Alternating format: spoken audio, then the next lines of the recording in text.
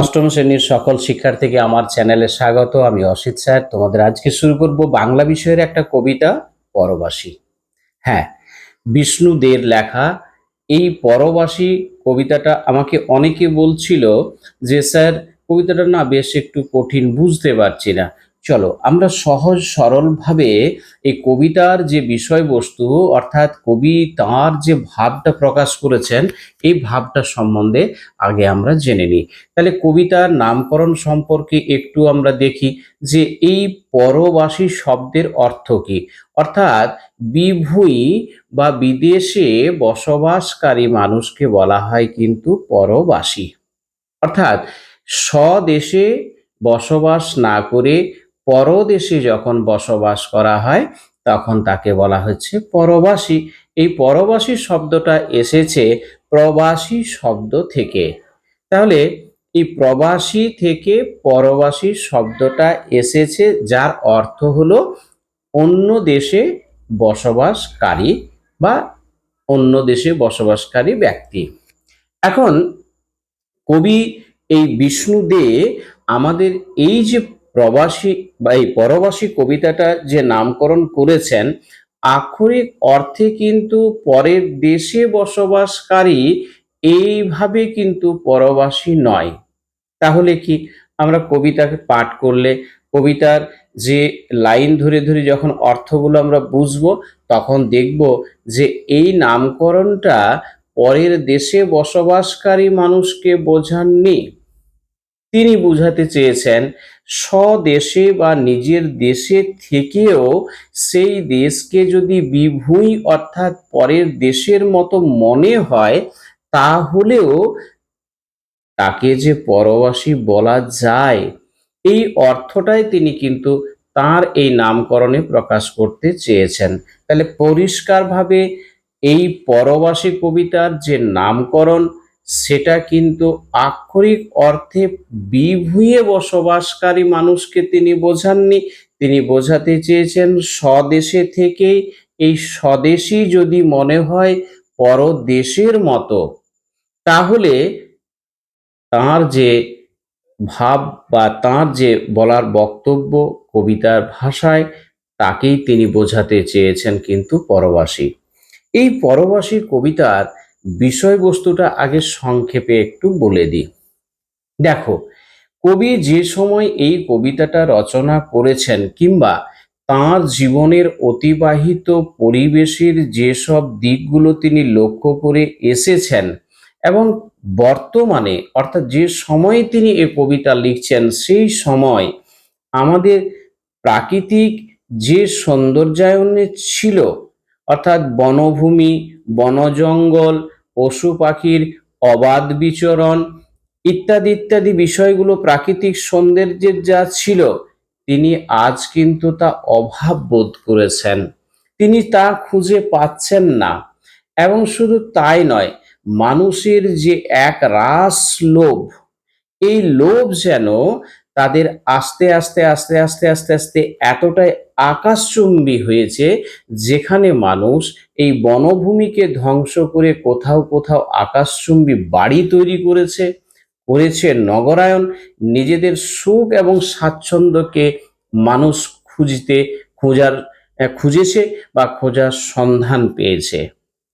আবার কখনো কখনো এই বনভূমিকে ধ্বংস করে হাতে কুড়াল ধরে বনভূমি শেষ করে দিয়ে সেখানে নাড়া বড় বনভূমিতে পরিণত করেছে, যা মরুভূমিতেও পরিণত হয়েছে।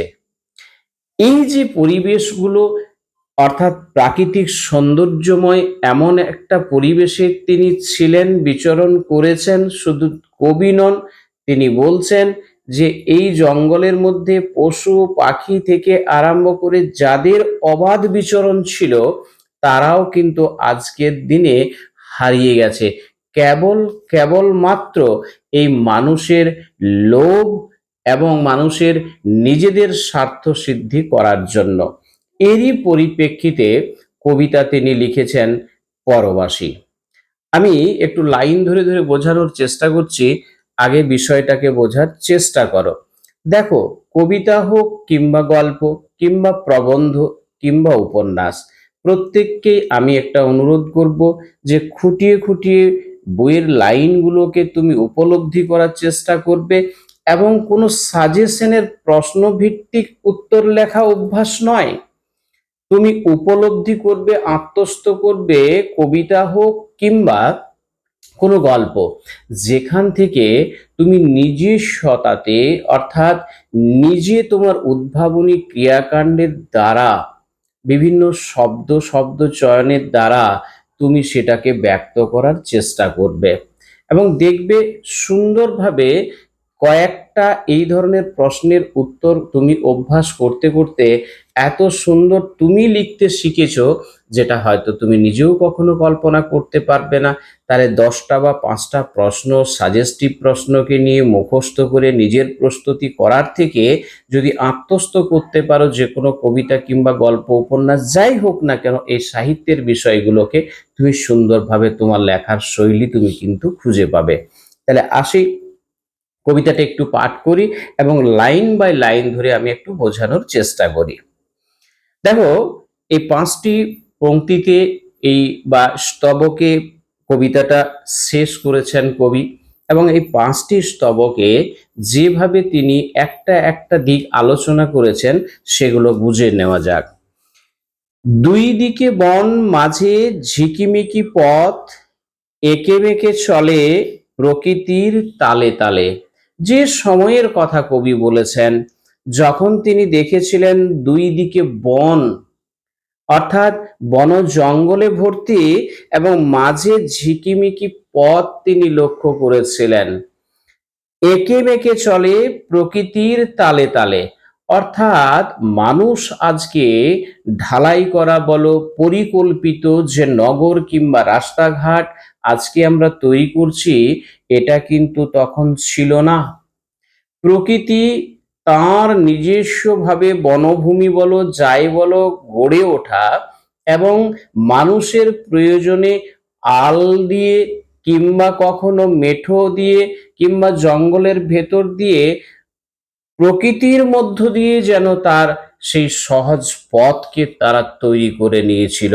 তাই পথ এঁকে বেঁকে চলে প্রকৃতির তালে তালে। রাতের আলোয় থেকে থেকে জলে চোখ, নেচে লাফ দেয় কচি কচি খরগোশ।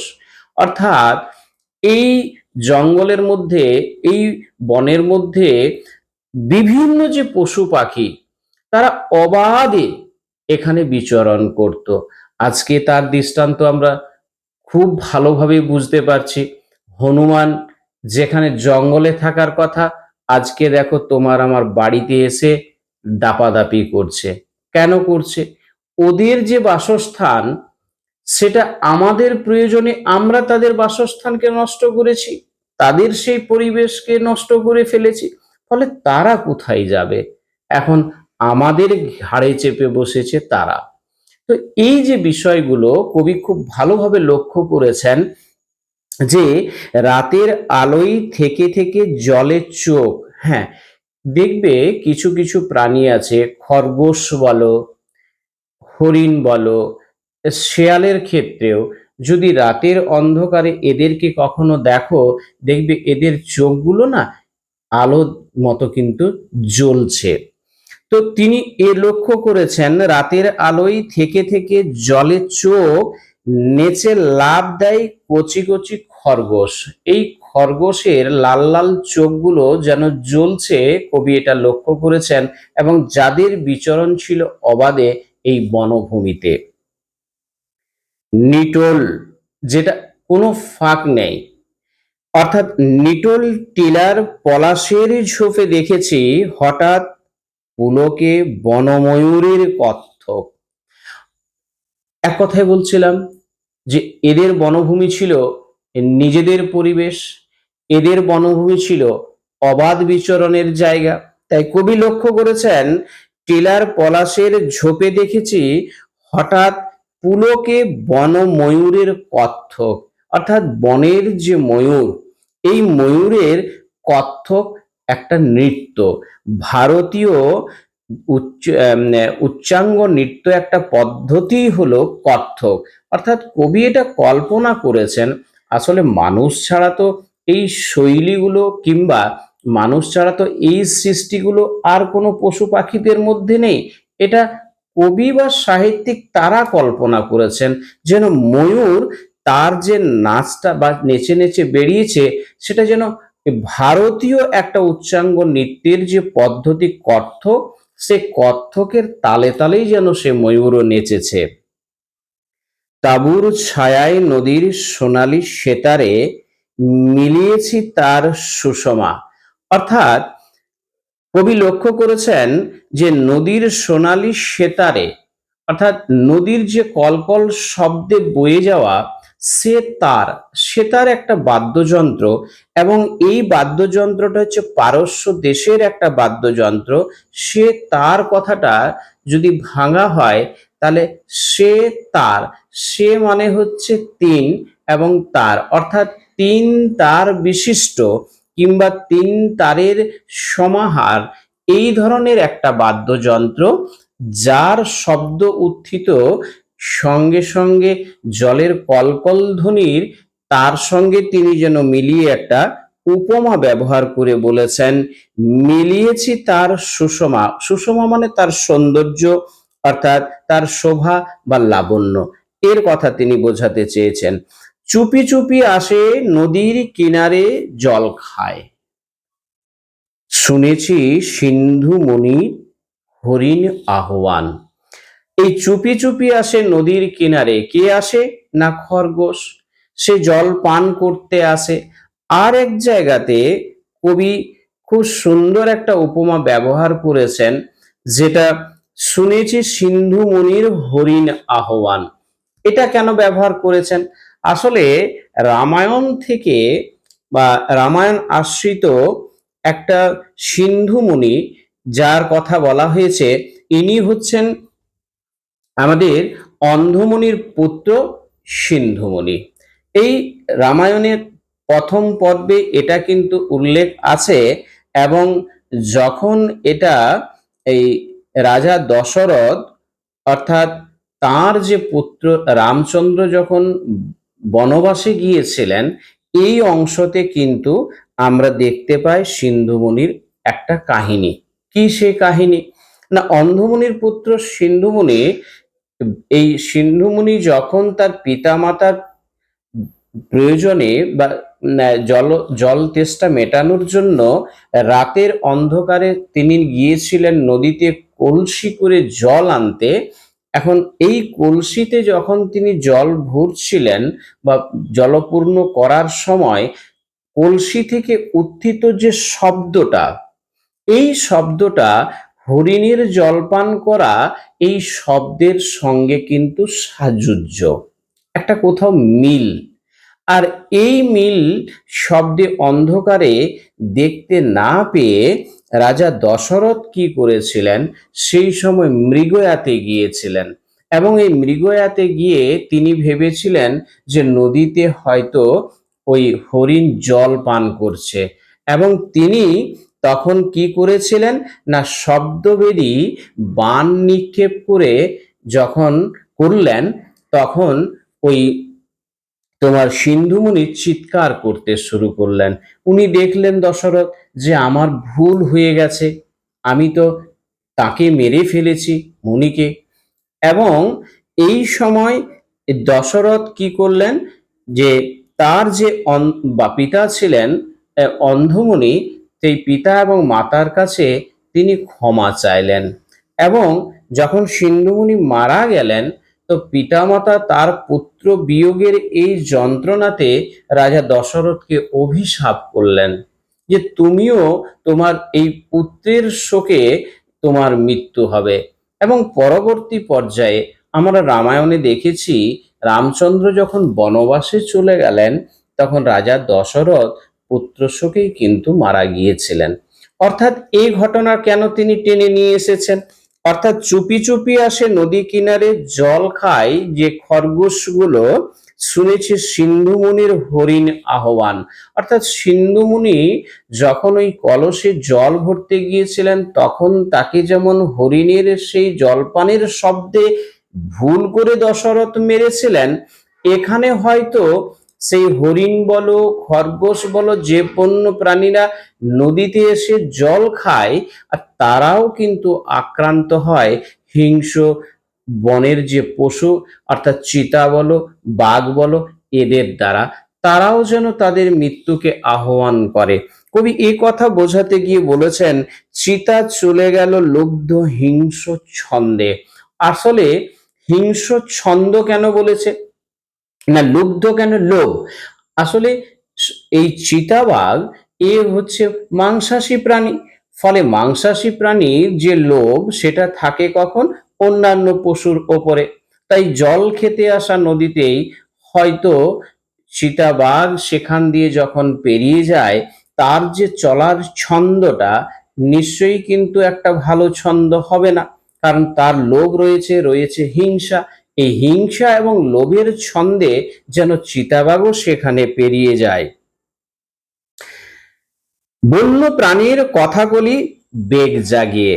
এখানে বন্য প্রাণীর কথাকলি, কথাকলি হলো ভারতীয় শাস্ত্রীয় নৃত্য কলার একটি বিশিষ্ট ভঙ্গি, কথাকলি। তো এই কথাকলি যেমন একটা নৃত্যের ভঙ্গি, সেই নৃত্যের ভঙ্গিতে সীতাও যেন তার ওই লুব্ধ এবং হিংস্র ছন্দের মধ্য দিয়ে সেখানে যায়। কোথায় সে বন, বসতিও কই বসেনি, শুধু প্রান্তর শুকনো হাওয়ার হাহাকার। কবি এখানে আর তার যে প্রকৃতির সেই সৌন্দর্যময়তা, সেটা যখন তিনি খুঁজে পাননি, আমরা আমাদের লোভের দ্বারা বশবর্তী হয়ে যখন কুটারকে তুলে নিয়েছি হাতে, নির্বিচারে ধ্বংস করেছি সেই জঙ্গল বা অরণ্যকে, আর গড়তে চেয়েছিলাম হয়তো শহর। তিনি বলছেন কোথায় সে বন, সে বন আজ আর নেই, বসতিও কই বসেনি। তাহলে সে আশাবাদী মানুষের যে বসত, আকাশচুম্বী বাড়ি ইত্যাদি ইত্যাদি, তাও তো তিনি কখনো লক্ষ্য করছেন না। তাহলে কি, শুধু প্রান্তর শুকনো হাওয়ার হাহাকার, মরুভূমিতে পরিণত করেছি আমরা, যেখানে শুধু শুকনো বাতাস। জঙ্গল সাপ, গ্রাম মরে গেছে, শহরের পত্তন নেই, ময়ূর মরেছে পণ্যে। তাহলে যেখানে আমরা অরণ্যকে ধ্বংস করেছি, শহর তৈরি করতে পারিনি, নিজেদের যে স্বাচ্ছন্দ্যের জীবন সেই জীবনকে নিয়ে আসতে পারিনি, আর আমাদের লোভ দ্বারা জঙ্গলে থাকা যে ময়ূর, যে ময়ূর নিজের আনন্দে পেখম তুলে নাচত, তাকেও আমরা পণ্যের ন্যায় ব্যবহার করে নিজেদের শখ এবং শৌখিনতাকে বজায় করতে গিয়ে নির্দয়ভাবে তাকেও কিন্তু আমরা মেরে ফেলেছি। কেন এই দেশে মানুষ মৌন অসহায়, এত শত ঘটনা ঘটে যাচ্ছে, তবুও এদেশের মানুষ কেন মৌন, কেন চুপ করে আছে? কেন নদী গাছ পাহাড় এমন গৌণ? আজকে মানুষের হাতে যখন নিধন হতে হয়েছে একটা গাছকে, একটা নদীকে, একটা পাহাড়কে, সত্যি খারাপ লাগে। আজকে আমরা অনেক বেশি নিজেকে উন্নত মনে করেছি, পরিবেশ সত্যি আজকে আমাদের কাছ থেকে মুখ ফিরিয়ে নিয়েছে শুধু আমাদের জন্য। আমাদের এই লোভ কখনো মেটাতে পারেনি, আমাদের হয়তো অভাব, এই অভাব পরিবেশ আমাদের যথেষ্ট মেটাতে সক্ষম। আজকে আমরা পাহাড়কে কেটেছি নিজেদের আকাশচুম্বী শৌখিন ঘর তৈরি করার জন্য, ছোট ছোট পাথরের জন্য। আজকে আমরা নদীকে বিভিন্নভাবে কলুষিত করেছি, যেখানে গঙ্গা আমাদের পবিত্র নদী, সেই গঙ্গাও আজ কিন্তু অপবিত্র শুধু এই মানুষের জন্য। কেন নদী গাছ পাহাড় এমন গৌণ, সারা দেশময় তাবু বয়ে কত ঘুরব। কবি বলেছেন, আমি তাবু বয়ে বয়ে কত দেশে দেশে ঘুরব, পরবাসী কবে নিজ বাসভূমি গড়বে। অর্থাৎ তিনি নিজেকে পরবাসী মনে করেছেন, প্রবাসী মনে করেছেন স্বদেশে থেকে, এবং তবু যেন কোথাও আশাকামী, আশাবাদী কবি তিনি মনে করেছেন পরবাসী কবে নিজ বাসভূমি গড়বে। অর্থাৎ স্বদেশে থেকে যখন নিজেকে পরবাসী মনে হয়েছে, এই পরবাসীটা স্বদেশ অর্থাৎ নিজ বাসভূমি তিনি কবে গড়বেন, এই যেন তিনি এক আশাবাদিতা রেখে গেছেন তার কবিতার মধ্য দিয়ে। তাহলে মূল বিষয়বস্তুটা বুঝতে পারলে, পরবাসী বা প্রবাসী তিনি অন্য দেশে গিয়ে হননি, হয়েছেন স্বদেশে বা নিজের দেশেই থেকে। প্রকৃতির এত সৌন্দর্যময়তা হারিয়েছেন, আর খুঁজে পাননি সেগুলোকে। এক একটা ছোট্ট ছোট্ট ব্যথা এবং যন্ত্রণাকে বুকে নিয়ে তার এই কবিতা। সবাই নিশ্চয়ই কবিতাটা বুঝতে পেরেছো। আজকে যারা আমার চ্যানেলটা প্রথম দেখছো তাদেরকে বলবো চ্যানেলটা সাবস্ক্রাইব করে রাখতে পরবর্তী ভিডিও পাওয়ার জন্য, এবং যদি মনে হয় অন্যকে দেখাবো তাহলে তুমি একটা শেয়ার করবে এবং একটা লাইক দিতে ভুলো না।